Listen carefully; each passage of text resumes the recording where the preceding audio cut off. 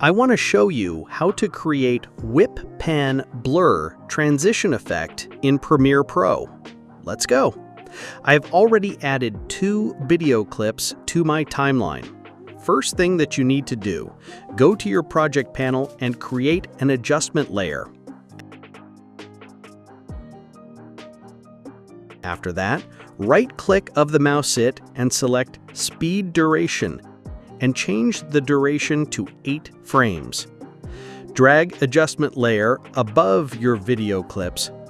In case if you want to position it in the middle of the cut, click on the adjustment layer and while holding Alt, use your arrow keys to move it to the middle of the cut. Come back to Effects and write Push. Add your push effect between your 2 clips.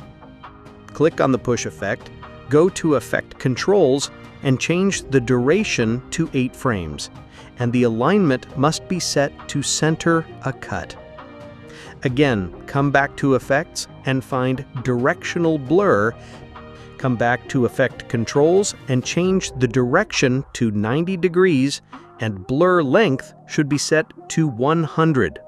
Everything is ready? Let's see the result. Help to grow this channel. Put your like and subscribe.